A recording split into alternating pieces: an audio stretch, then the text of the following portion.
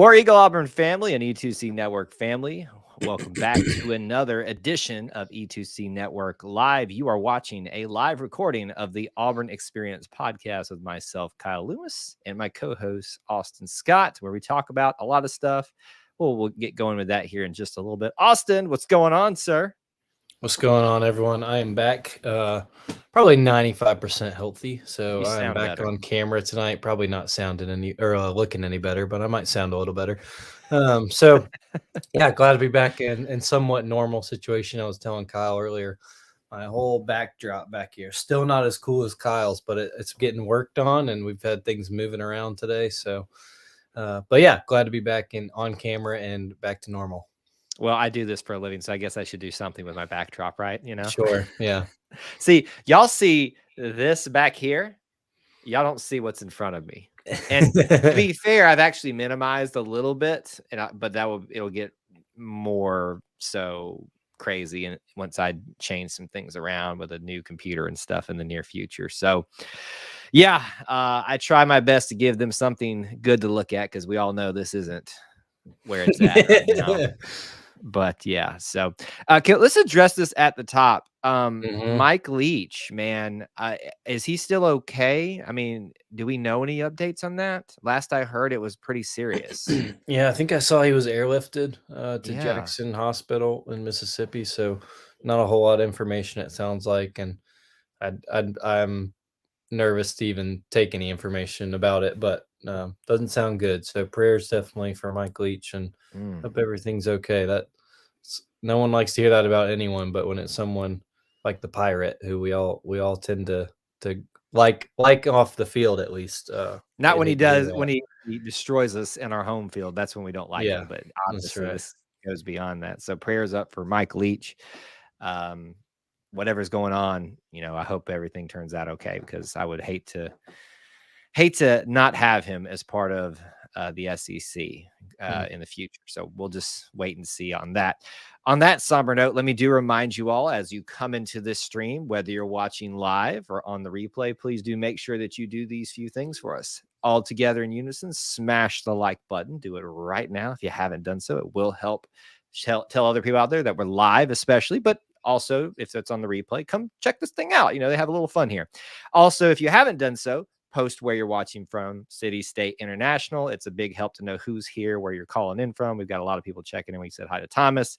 There's Joe. Corey says he's glad you're feeling better. Devin's checking in from the couch. Ghost of OC's Pass, kind of alluding to what we're going to talk about a little bit.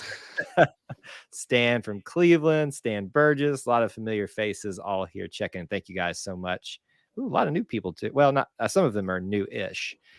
So Stan, I don't know if you just got in here late. No different news other than what you're hearing. We were just expressing our concern for him. And, we obviously are hopeful that will come to a better end than it seems like now, just with the lack of information that's out there right now. Yeah.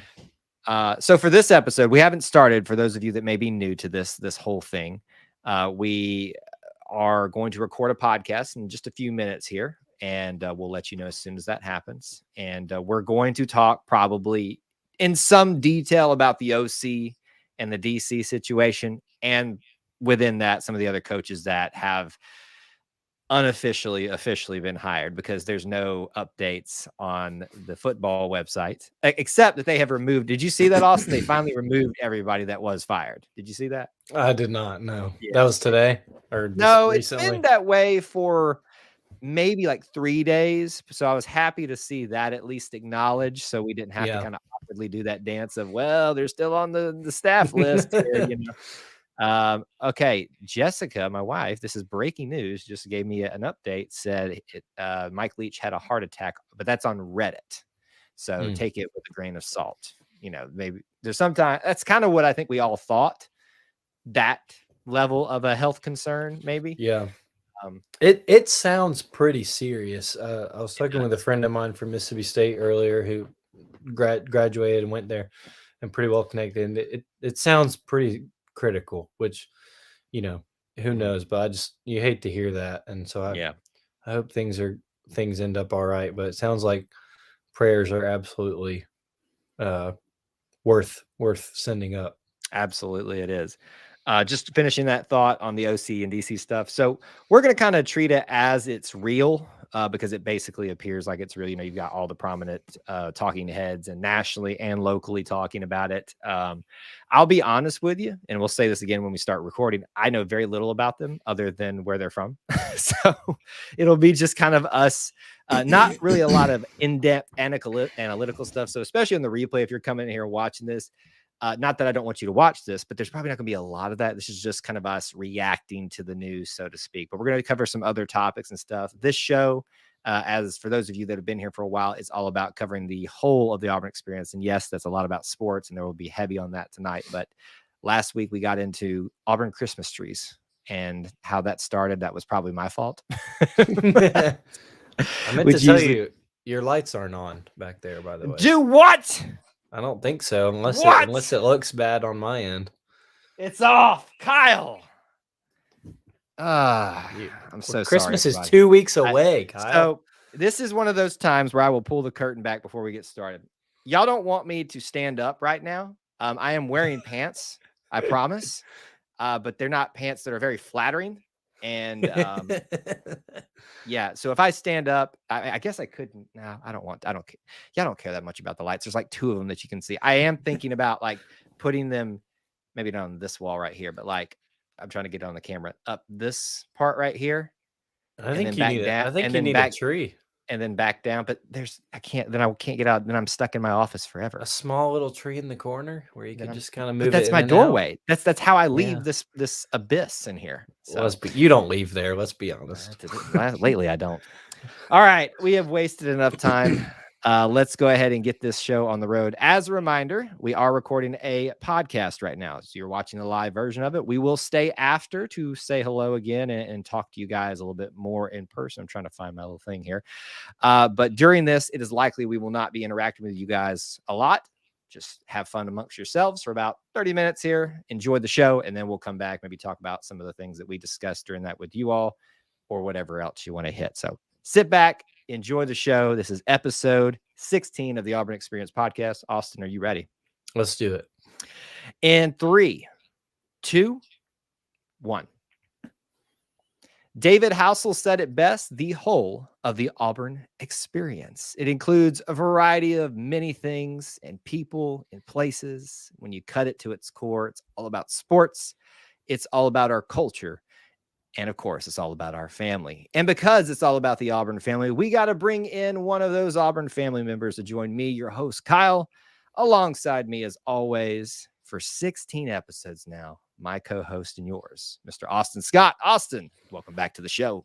Thanks, Kyle. War Eagle, you said it best, as you do always. The whole of the Auburn experience takes into so many things. We can get frustrated with family, right? We can get frustrated when they don't do as well as we expect them to, even on a basketball court.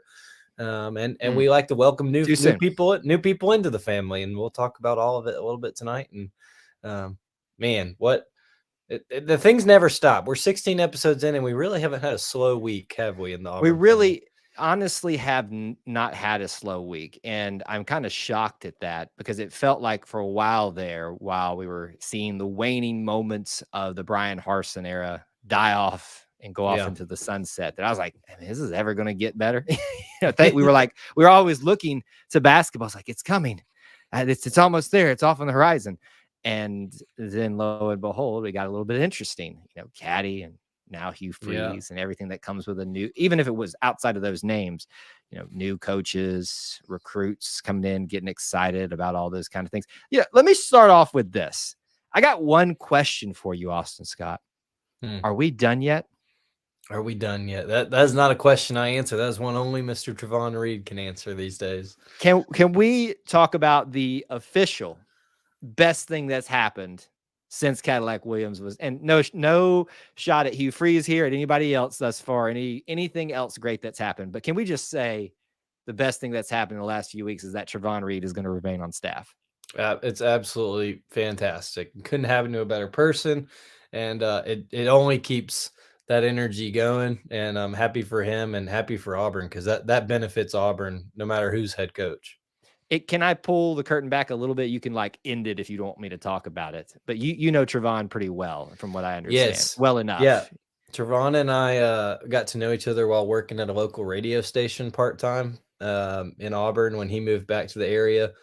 And after his playing days were done. And so we've gotten to know each other a good bit, worked on some really, really fun things together, some weird things together. Occasionally a Trevon Reed t-shirt you see was designed by myself. We've worked on shorts, we've worked on everything. And so that guy and I I wouldn't say we're tight, but we're buds, and we'll hit each other up every now and then. So I'm really glad to see he's staying around. A lot of people want that guy on their staff, and for him to remain true to Auburn, and has a great story of how he entered the Auburn family. Yeah, love that guy. Love that he's sticking around, and not surprised at all that Hugh Freeze saw him as an asset to this program.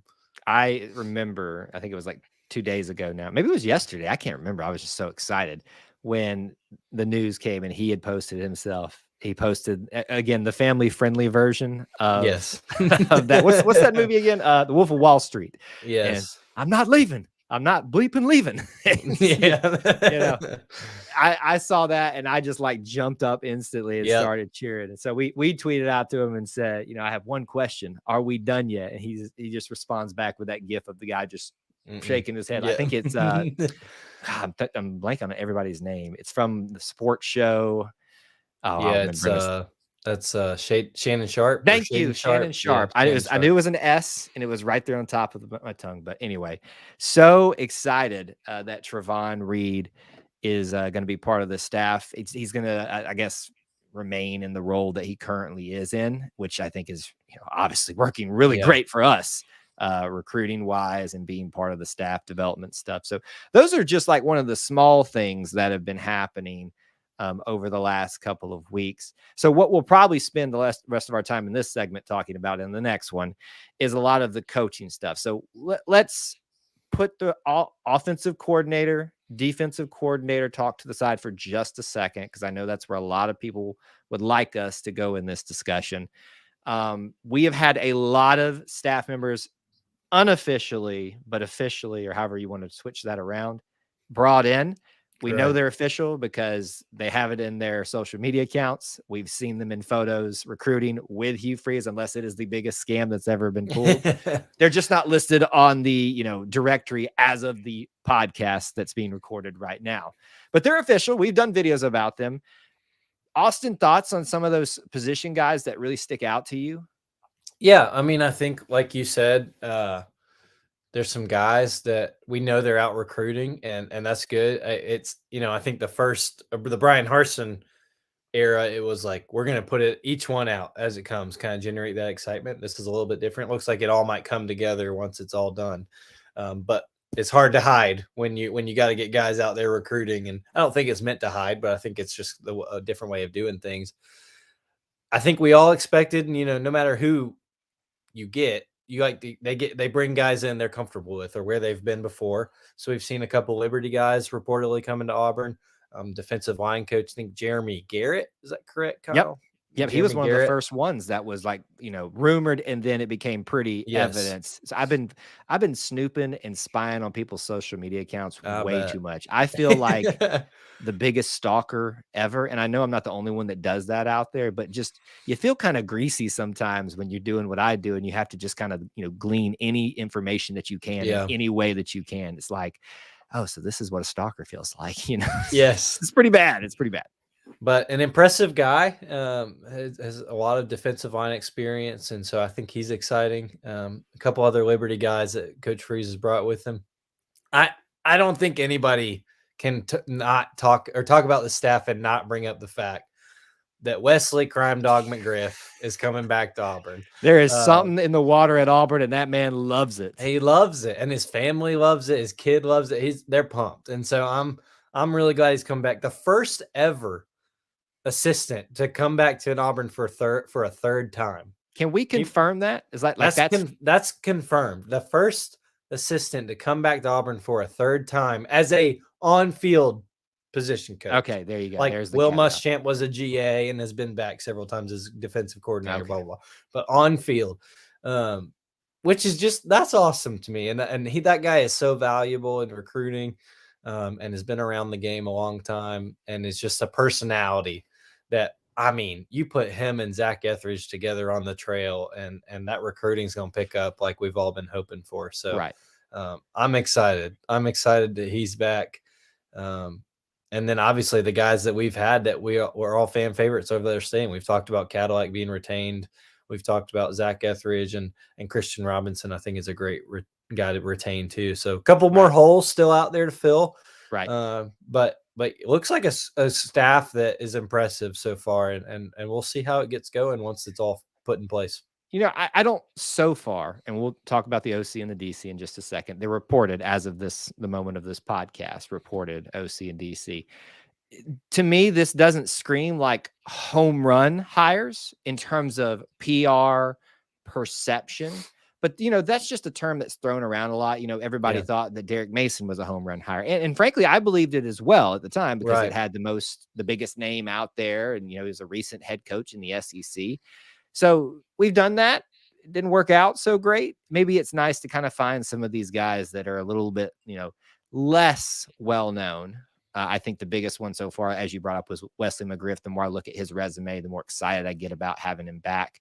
And it makes me, and yeah, he's had some time in both his previous stints where he's been other places and done other things, but his resume is just so extensive. And so, all over the SEC, all over the ACC, the Big 12 think too. He's got some ties in there, but basically he's been everywhere that you would like an assistant coach to be, to have experience, to have recruiting ties. To me, that's the biggest win perception wise of the staff outside of your coordinators. I frankly am surprised that he's brought over so few Liberty guys, to be honest with you. I mean, what do you think? Was it less or more?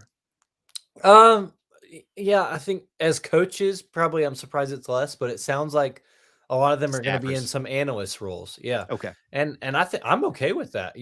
I think that says a lot about him understanding maybe the kind of caliber of coaches and experience he needs as assistant coaches, but seeing those guys as worthy and them still wanting to come. I think that's I don't want to say it's a humble thing, but understanding that you still have some things to work on and you can provide quality influence as an analyst or as a support staffer is big. And so I like I said, I think everyone kind of expects at some point, no matter where your coach is coming from, you're going to bring some guys that you were with and you're comfortable with because you trust them. And I think that's been no different here. And so I'm excited about how it's all been set up really so far. Truly, I can't wait for it to all get in place and kind of look at it all in one on that directory, like you're talking about. Look at it all from one view. When it's actually official, that'd be nice. So I don't have to sit That'd here. be nice. Yeah, it would be really nice. Well, let's talk about the big topic that's been out there, especially hours, minutes before. I'd say hours really before we started recording this show. The news is starting to be reported around that the offensive coordinator and the defensive coordinator have been at least in negotiations, if not already signed, or however you'd like to phrase that. First off, a lot of trepidation about the lack of an OC and DC being in this quickly. Like, there's been some people worried, why did it take so long? Any thoughts on that? Like, were you worried about why it took so long or anything like that? Not really. I think a lot has been thrown out about kind of him saying, Coach Free saying in his press conference that he had all these people hitting him up and big names and what he wanted in those coordinators. And I think that's kind of why it took so long. He knew what he wanted in these coordinators, had X's and O guys for defense. And there's a lot to think about for him if he wants to turn over play calling. Like he was very open about that he's called plays everywhere he's been, but here he might not. He might go a different direction. And so all that has to be thought about and make sure you get the right guy. And so I'm not too worried about how long it's all taken, as long as it's right. Like you said a few minutes ago with the home run hires, we did that, and we did win the press conference and win the media circuit, and it didn't last very long for success, and it didn't last very long in the public eye. So as long as it's right, as long as this group gels together and Coach Freeze is happy with it, I'm happy with it, no matter how long it takes. But we're 10 days to the early signing period. For me, it's always been, and this is just my opinion, it's always been important that your assistant coaches are the recruiters and they're the elite guys and they are making those relationships. The coordinator, sure, they need to be involved and be able to talk ball, but their job is game day. Their job is making sure things click and work in practice and everything like that and installing the system. But yeah, I mean, these names, I'll let you go ahead and announce those names, those unofficial but official names, Kyle. Again, I sit on pins and needles waiting. You're risking throwing information out there and it being wrong, and then people just waiting there to like throw it back in my face that it's wrong. But we've never done that. We've never done that before. Never once have we thrown anything out there that ended up being wrong in the end, but it was actually true at the beginning. Don't get me down on that road again. It's been buried. Don't bring it back up, Kyle. All right. So your new offensive coordinator, reportedly, I'm going to say that there, would be Philip Montgomery. And he was previously Tulsa's head coach. He was fired as the head coach before arriving here. And they're reportedly finalizing a deal. Now, let's just start with that. OC, Tulsa's, I remember Tulsa having a pretty good offense for the most part throughout the last couple of years. But that's all I really have to go off of this. Thoughts on that? I mean, here's what I will say. It's a former head coach. Last time we hired a former head coach as a coordinator, that didn't go so well. But I do like the idea of a guy that's had some head coaching experience that's coming in to maybe be having the keys turned over to him. Your thoughts? And I have a unique perspective with this because prior to Tulsa, Phil Montgomery was the offensive coordinator under Art Briles at Baylor. I don't think I've mentioned this here. My mom is a Baylor alum, and so I've watched. I'm kidding. Plenty. I got Baylor in my family too. I've watched plenty of Baylor football over the years and kept up with them probably more than the normal Auburn fan would keep up with Baylor football. So I remember Phil Montgomery more as the Baylor offensive coordinator than I do as the Tulsa head coach. And that's when Baylor was doing whatever they wanted on offense with Bryce Petty and Robert Griffin III and all those guys that, they were taking the Big 12 by storm and hitting the top 5, all those things. So for me, I'm excited about that. I'm excited to know that, we all know it takes a lot as a head coach you got a lot more roles than you do as a coordinator.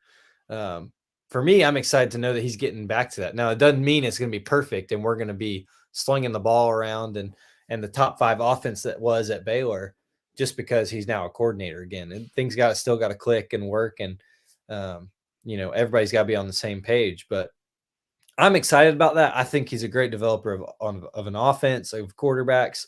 You combine that with Hugh Freeze, who has a similar reputation, and that makes me really excited. I was telling my dad today, I'm just ready for an offense that is clicking again. I'm ready for points on the board and to see us going up and down the field again. It's been a little while. And so for me, Phil Montgomery is one I'm really excited about. Yeah. I don't like saying the home run hire. I don't like that lingo just because that's someone's opinion. What does that mean? Does it mean home run hire in the media circuit or does it mean home run hire because it's actually going to work? No one can know that on day one. So I'm really excited about it, and I think it can be really successful just based off of what I know of him and what I've seen in the past. So we'll see. I'm pumped about it, though, and it could be really good. We think about with the Briles offense, everyone remembers, well, the current Briles offense was the Tennessee offense this year who was just putting up points left and right. And it's all, like I said, I don't want to sit here and say Auburn's going to be scoring 50 points a game next year. It's all got to click. That's it. I'm taking that clip right there and posting it so that people can come back next season and be mad at you. Disclaimer.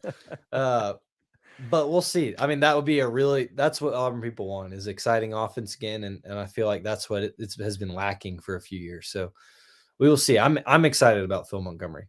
Do you know how many times, Austin, over the past 2 years, I've been in the stands most of the time, or on my Yes. couch doing this, the Gus Malzahn, Yes. and for people listening and in the actual audio podcast, doing the Gus Malzahn pointing to the ground, like go, Yep. go, or doing some version of Moving this. your Like, hands. Yep. listen, I don't care how fast your offense is as long as it's productive. But that's what I like. I like Yep. fast pace. We get, several plays off a game. This whole let's line up, check it out. Do I need to check down? Oh, look, it's 10 seconds left on the clock. It's giving extra time for offensive linemen that are prone to jump off sides some more. So for me, I'm really wide open because I've been lamenting about offense. And that's not a reflection on how Brian Harson's offenses did, more so my preferred style. So if that's the case, I'm going to be really excited about that.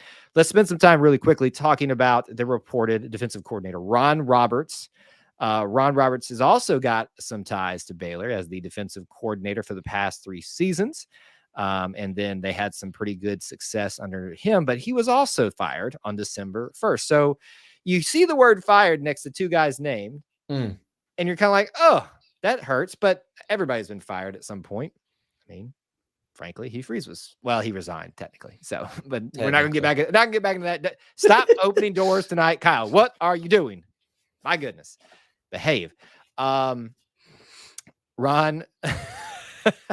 got myself thrown off now. Ron Roberts, your thoughts on since you have ties to Baylor, apparently, since you are in the know about all things Baylor, Austin. What do you think about Mr. Ron Roberts? So Ron Roberts, like you said, fired by Dave Aranda at the beginning of the month. Kind of surprising. Think when Dave Aranda fired him, he even showed any emotion? Like, have you ever watched Dave Aranda? It's just like his face never parts up one way or down way to make a frown or a happy face. It's just, I saw a video actually today on Twitter of Dave Aranda, and I just searched his name, and it was a clip from one of their games in October, but it said Dave Aranda is fired up in all caps, and he was just clapping. It was like that was enough emotion for him. It's like if you walk into his office, if he's smiling, you should be worried. So go ahead. Yes. So Ron Roberts was actually Dave Aranda's boss a long time ago, and mentored him in defensive schemes and safeties, and then now has been Dave Aranda's defensive coordinator for the last couple of years. So, I mean, a long relationship and tough to fire your mentor and friend. But I think, Ron Roberts interviewed at Arkansas for their defensive coordinator job. This coaching carousel was wanted at Georgia Tech, a respected person in the defensive world. And so I think it could be good for Auburn. We go back to Coach Freeze's press conference talking about a defensive coordinator. He wants an X's and O's guy, a guy who's going to line it up, play it like it is, and stick to it, play solid defense. And I think you're getting that with Ron Roberts. Like I said, it all has to work out, and it all has to stay. Everybody has to walk in a straight line and get where they're going on time. But from the outset and from the mere hours that we're all kind of getting used to this news that Ron Roberts might be Auburn's defensive coordinator, seems like Coach Freeze got what he wanted, got somebody that is highly respected in the college football world. So I'm pretty excited. I'm pretty excited about Ron Roberts and intrigued. I'll be honest, I'm not as optimistic and as excited as I am about Phil Montgomery, but that probably just lends itself to a little more unknown and a little more question marks for me with Ron Roberts. Yeah, I feel the same way about both of these guys. There's just not a lot of familiarity outside of what you said about him. Montgomery having success during his time at Baylor. And I know Baylor had some defensive success at times. I think they were ranked in the top 10 one season in terms of efficiency or something like that. I forget the stat at this point. Mm-hmm. Obviously, Coach Freeze took his time with these guys. Obviously, there's some interesting connections, whether it be, at that time, Art Briles and the time from the offense with Phil Montgomery, just being connected with Baylor overall is interesting. I wonder if this is now going to become the Iowa State for us, because we can't it's like for some reason, Auburn in general can't break away from the connective tissue of Ole Miss and Iowa State. We go get ADs from there. We go from one of the two places, we go get head coaches from there, presidents from Iowa State. Apparently now we're going to be going to Baylor. There's an offensive coordinator at Baylor I would have really liked to come back, but hey, beggars can't be choosers at this point, I guess. Here's what I do know, Austin, to round out our conversation. I do also have two brothers they went to get their master's degrees at Baylor, and they will not let you stop knowing about that. Y'all Baylor people are some weird people. Of course, I know that people said about that. I will be blaming you two, my brothers. I'm looking at you on the camera right now if this fails, because it's got Baylor written all over it. So, my mom, I've already sent them both to my mom. She's super excited. She loves any Baylor Auburn connection. But Auburn plays Baylor here in it's on the books in 2025, I think. Is that right, Kyle? So we got, hold on, real quick, doing this next year. We got California, the year after that, Cal, UCLA, Baylor. So it's 5 and 6 years away. So we'll play in Baylor for the first time. So 5 years away, I believe, is what it is. And who knows if all the scheduling that's to come with conferences, if that'll stay on the books, but probably I hope it does. With all our family connections, that would be a blast. Probably not, but will we, even have these guys at this point? Your guess is as good as mine. Good point. All right, let's round out our show. We got to talk about some basketball. It is basketball season. There's going to be plenty of time to talk about some more football things as things become officially official. What is officially official is that Auburn cannot not play defense because its offense probably will not keep up. We're not going to break down necessarily the game versus Memphis, but what I wanted to talk about is my experiences. And as I just found out pre-show, because he failed to tell me, which I find oddly convenient, that he was also at the Holiday Hoopsgiving event here in Atlanta, where Auburn and Memphis play each other. There were 3 other matchups on that day as well. I did see somebody on Twitter that stayed for all 4. I'm like, oh my gosh. Bless you, sir.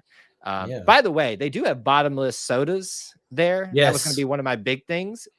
Pro tip, just get it at the beginning of the night. And like, I drank way too much Coke last night. Yeah. But boy, did I get my money's worth. I think I robbed State Farm Arena. Like, just seriously. Like, I went and bought it. The second I got there, went there and just slurped it down, got another one. So I probably got diabetes now, but the cups stay so cold too. They do. Did you notice that? And you don't need ice because it comes out cold too. So they're like aluminum cups they're like Yeti cups, but cheaper. I still got mine downstairs and it's still cold on the counter. Yeah. Probably. It was awesome. That was a pro tip for sure of the bottomless soda. And that's, we don't have to get into all that. No, but I'll nerd out about the food and drinks. Well, we can, but that's what I want us to talk about, like our experiences there, because listen, we have done a post-game reaction show about it. We're going to be talking in basketball ad nauseum here as the football news begins to, it will, folks, slowly wane. So there's going to be plenty of the X's and O's, those type of things. And we can touch on it if you want to, but I love this event now. It's been 2 years in a row that I've been to it. The last year's was much better. Auburn versus Nebraska. Yes. This is Jabari's like first really, really big game where he was showcased in front of the world outside of Auburn Arena. And he had an outstanding, like I was there in the lower seats because I got offered some tickets. And so I got like right up on the bench and stuff like that. It's awesome. This time around, I was way up there. You still can see really good. But you're literally like looking down on the guys like ants now. Not as high as some football stadiums and this far back, but it was definitely a unique experience for a basketball game I haven't quite had in some time. Holiday Hoopsgiving, usually they get about, I think last year they had about 3 matchups. This one had 4, and there's a 5th one, I think, happening a week from now. It is interesting, though, that they call it Holiday Hoopsgiving, and Thanksgiving was like 2 weeks ago. Yeah, I don't get it. I don't really get the whole marketing scheme behind that, but it is catchy. I'll give them that.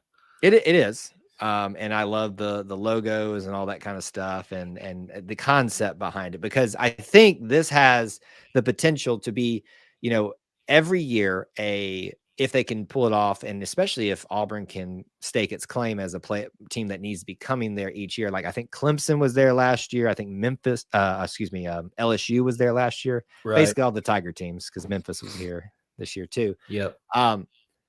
I think Bruce even said that he anticipated playing in it next year with a bigger opponent. Do you remember that? Or yeah, I remember him saying that this has kind of become a thing, and I remember the thing about a bigger opponent, and people kind of starting to raise their eyebrows at that and see like, oh, who do they already have planned out? But when did this get announced for this year, Kyle? Do you remember When they announced the matchup? the Memphis matchup? Yeah. The Memphis matchup, I think what it was is they announced that Auburn and Memphis were going to be playing like earlier in the summer, but it wasn't technically said in Atlanta at a neutral site. I think there was rumors it was going to be, and then I think that's when it became official. Because I don't know how last year's event went. Maybe they wanted to make sure they were going to have enough interest. Well, let me tell you this, folks. Auburn fans took over that arena, and especially when we lost, they emptied it out. There was nobody there. If you have not learned anything, marketers, corporate office people, for any event out there, if you want to sell out, well, not sell out, if you want to fill up your arena more than it normally would, put an Auburn team there, invite them to an invitational. I mean, we travel, and Atlanta's so easy. We have a humongous contingent of Auburn fans up here in Marietta, where I am. There's just ginormous amounts of us up here. So I kind of feel like I'm not home, even though I am home. Think about that for a second. But I have so many people, it makes me feel like I'm in Auburn sometimes because I just drive down and see everybody here. But I love the event. I want them to keep doing it because it's so close proximity, but it's close for people from Auburn, the traditional fan base that is Auburn folks, which is that kind of circle that surrounds to maybe Chattanooga to like just below Nashville, across Alabama into Mississippi, and then, the panhandle of Florida. It's a very reasonable trip. I love it, and I want them to keep doing it. And next time, maybe you can actually tell me that you're coming. Maybe we'll see about it. But yeah, no, I thought it was a great event, and I thought it was good that they had so many teams that are close by. You could see, I saw every fan base represented, and from Wake Forest, which probably seems like the furthest one away, or maybe Loyola Memphis. Chicago. Well, there you go. Yeah, I saw two. I saw two scarves last night. That's it. Yep. I saw some scarves. Didn't see Sister Jean. I wonder if she made it though. I didn't even think about if she was actually there. I should have gotten a picture. Here's what I do know: they probably put her like far back because they put Andy and Sonny really far back. Yeah. Like I got to snap a picture of him and shared it to his daughter because she was asking where he was, and I was like, well, they're back here in the nosebleed. But I was much higher than them. But at halftime, I saw them. I passed them, and we said War Eagle to each other. But I mean, when you're media, you don't really expect to see the media walk in the concourse with the rest of everybody at halftime just because of proximity and things. But they were going to get themselves, refill their bottomless soda. And, but I thought it was a great event too. I was on the last row of the lower bowl. And thought it was great seats, and like you said, just tons of Auburn people. Had some Memphis people sprinkled throughout, but there was a lot of them sprinkled throughout where we were. Yes, they were definitely on their own side for the majority, but just a great event. And that's a game I think Auburn people have been wanting to play for a while, with just the various recruiting battles between Auburn and Memphis. The obviously Memphis has this century history that's pretty rich in basketball. And so, yeah, it was something I think Auburn people wanted to play for a while. I hate they couldn't get it because I really wanted to win that game. But like you said, the defense, which has been just stellar, just couldn't get it done and didn't have as much help from the offense this time. Or hope. Hope. Yeah. I think that was, a wishful thought there, but a Freudian slip. That was true. That's the term I was trying to think of. Words are hard, Austin, especially on a podcast. So hard, man, when you're on the spot. But so yeah, I mean, Coach Pearl said it in the press conference. We could probably have won if we held Auburn or Memphis to 82, right? But we can't win when we score 73, and that sounds so simple, but it's the truth.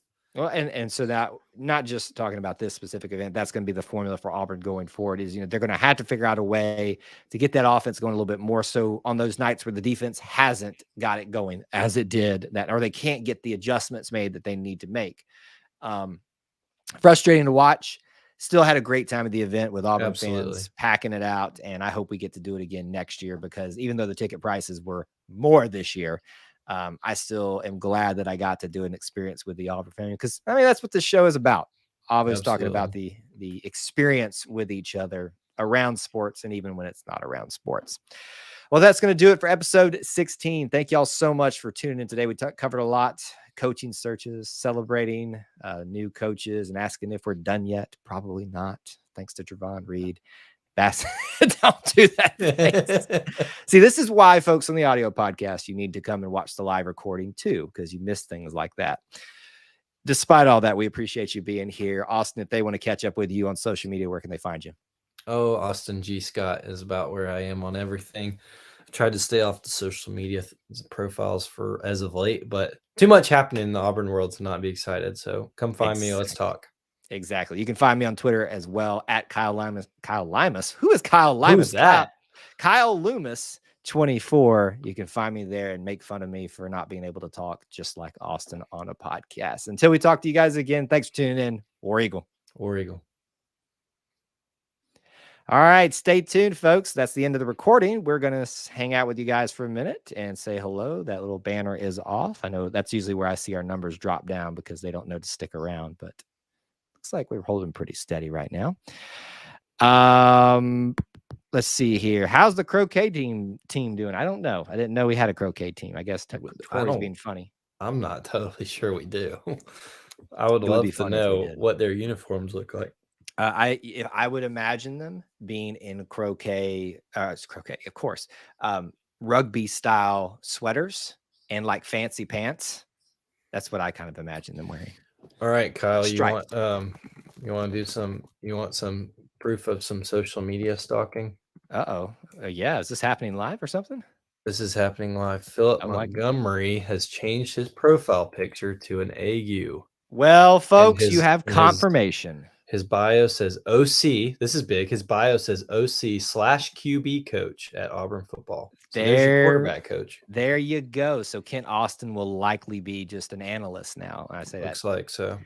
Because there was some speculation that Kent Austin might be the quarterback coach. Here's what I thought was going to happen for a minute there is that the quarterback coach was going to be Kent Austin and co-OC and Maurice Smith. The wide receiver for Liberty. We're going to come over and basically do the same thing with him, which I actually was going to be okay with. Mm-hmm. I thought that would be the nice transition for Hugh still having control of the offense and then moving it over. But there's your confirmation. The amount of time things happen live here on the show is ridiculous. Like I can't. Yeah. We've had people commit. We've had people get fired, hired. Just. It's crazy sometimes. I go live, things happens. What we do.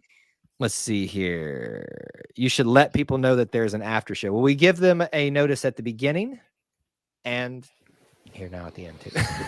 We always let people know, but we can only remind them so many different times. But most of y'all that have been here for a while know that. And those of you that stay usually want to stay for this type of stuff. So if you got comments, questions, get them in. We don't have a set amount of time here, but I don't want to keep Austin super long. So if you got things you want us to hit, we're looking back through some of the stuff now. We got discussion. Shouldn't drink soft drinks. They have 10 teaspoons of sugar in each one. Yuck! Your pancreas and liver must hate WT. You. Nobody needs to know that. Don't matter. Ignorance is bliss. Ignorance is very, very bliss. I try to be cognizant of that, and it's why throughout the day, this is water, folks. I've had people tell me I'm drinking on the job. How old is that cup?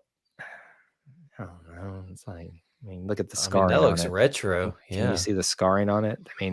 It was sitting on the shelf with 1,000 other cups I have that you can't see because of the new setup. But I finally said, you know what? I need to drink out of something. So I like that.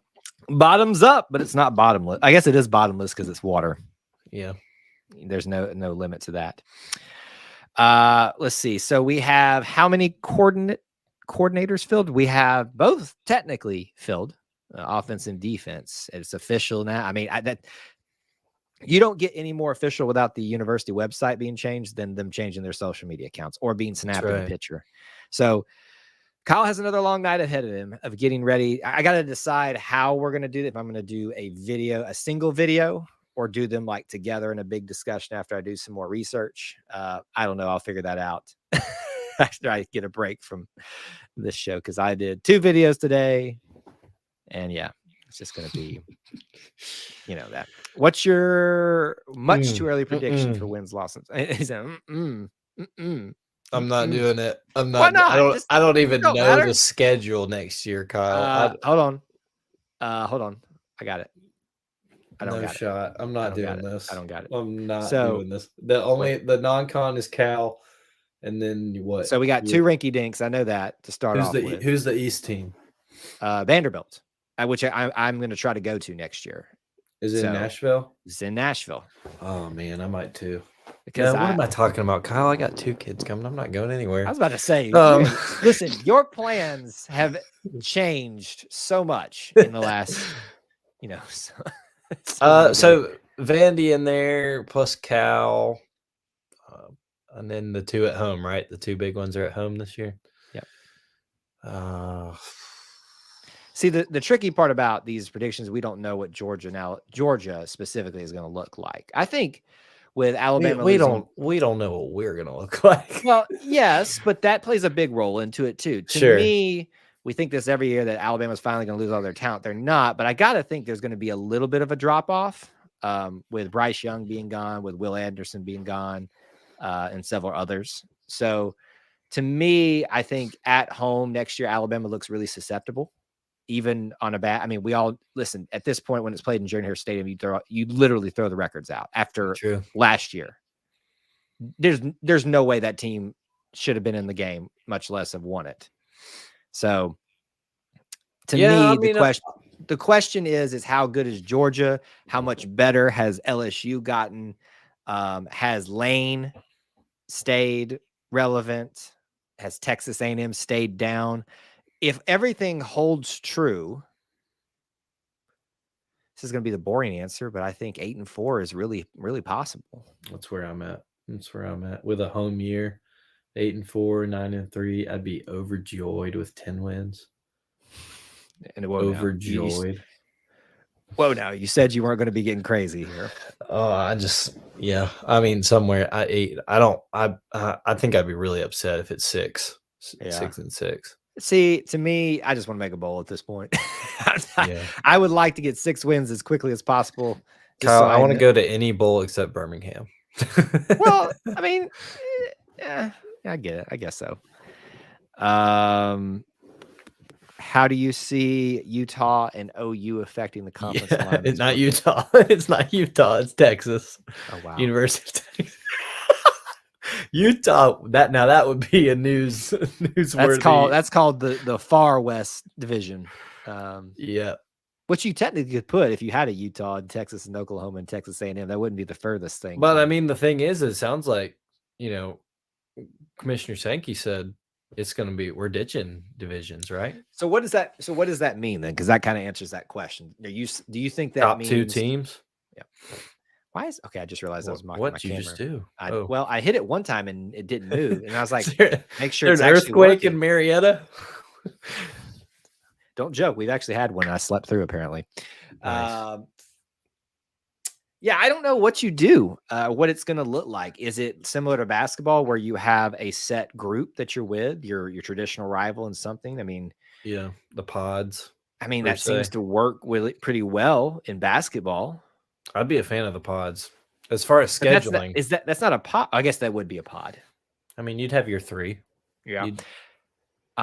There is a video that I did when this first became a discussion point. I think it was last year, maybe a year and a half ago. I can't remember how far along. It was one of the first big videos that I did that did really well, because you can go tell how poor my thumbnails and stuff were on YouTube, where I discussed that. And frankly, at the time, I think I actually still was in favor of divisions as long as they went to 10 conference games, or 9 conference games. I'm sorry. Right. Yeah. Because I think if you went to 9 conference games and you moved what it should be, Missouri over to the west, and moved Auburn over to the east, and you moved Alabama and Auburn over to the east and Missouri over to the west, and fix all that, it actually makes it pretty fair across the board, given yes, I know Alabama and Georgia right now would be crazy being together, but still, I think what that does is create a SEC traditional,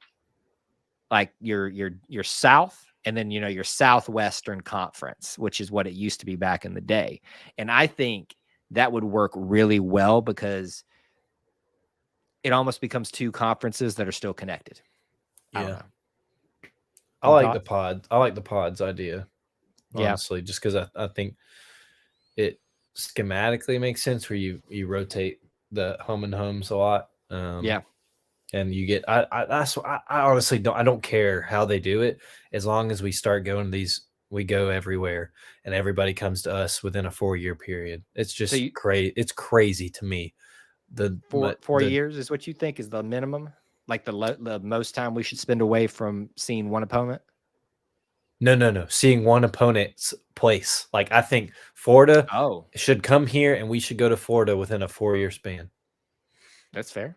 And I think you can do it. Like, why shouldn't one kid in a 4-year career get to see every SEC stadium?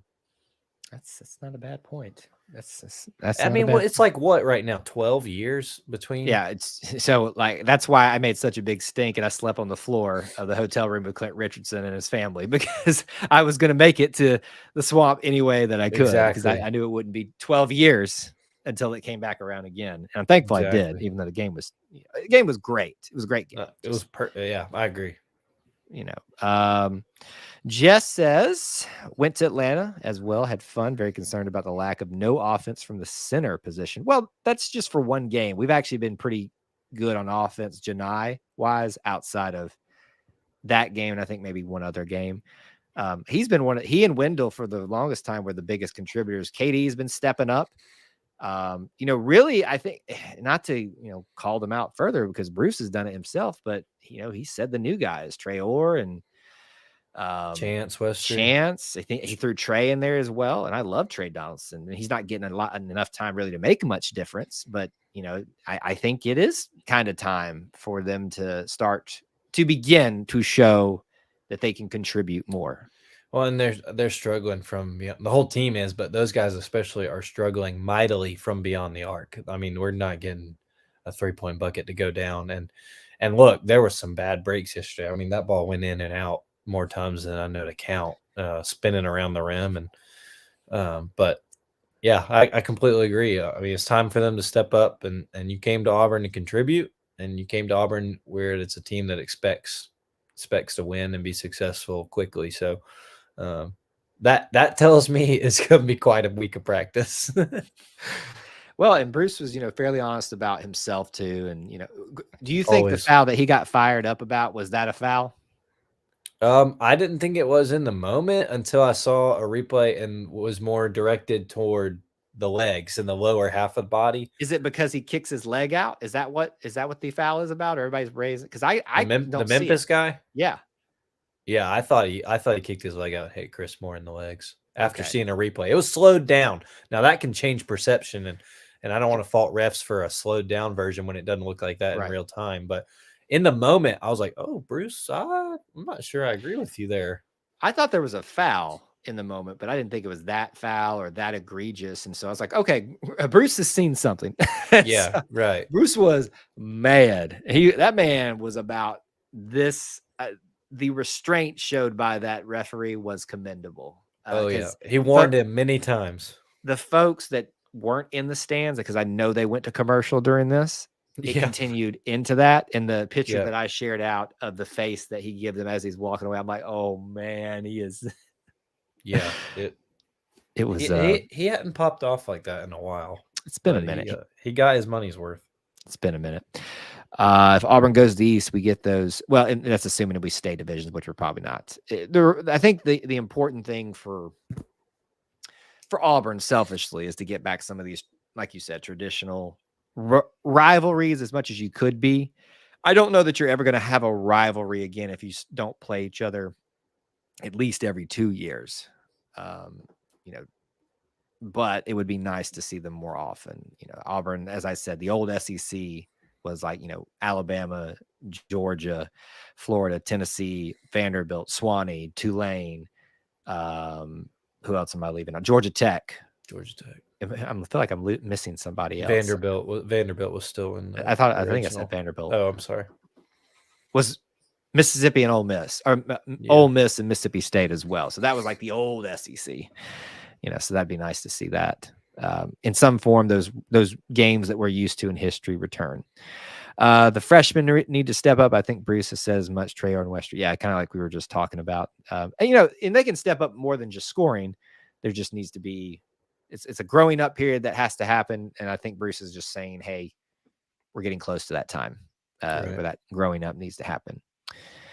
We did talk about Mike Leach a little bit earlier, wishing him well, hoping things are going better. I think I saw families might have been called and to make their way up. No. So I don't think it's good.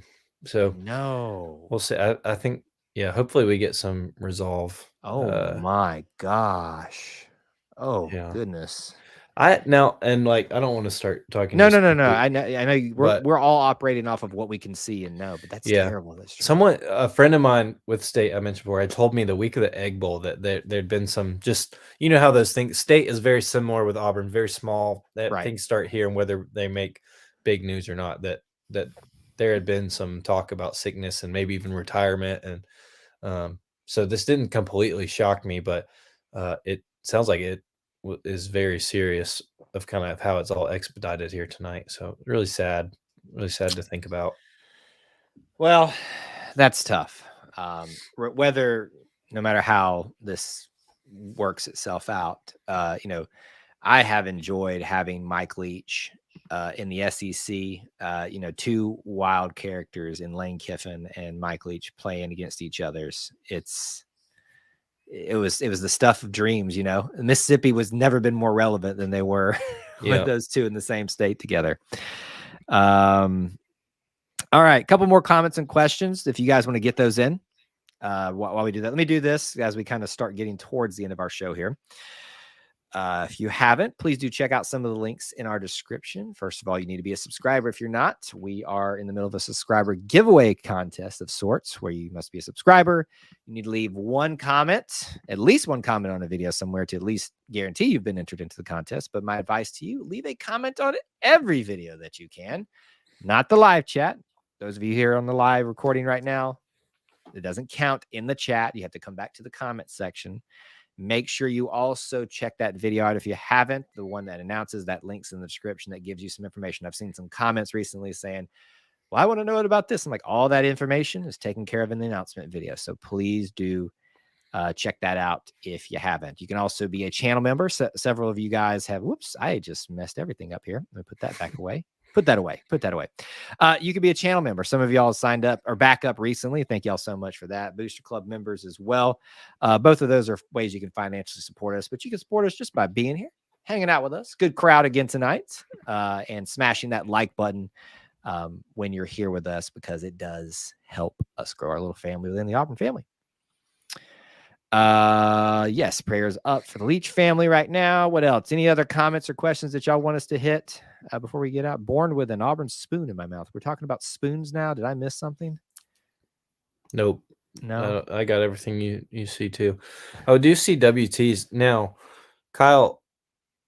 One of my biggest things I want to see is Auburn play Georgia Tech, because my dad talks about the Rec Tech parades and the Auburn Georgia Tech rivalry, and I just think that is something that's lost on kind of this current era of Auburn fandom is we don't talk about it as much, because but they're right there. We were just talking about how close Atlanta is. Right. I would love to see that like as a home and home, just because I think both schools benefit. That's going to sell out. Yeah. Is just proximity alone, and then you have the what's the word, the nostalgia of the Auburn Georgia Tech rivalry, and I'd love to see that again. That's one I've been kind of clamoring for a while. I like the history of it. I just need them to be a little bit more relevant to the conversation. Sure. But we're playing Cal next year.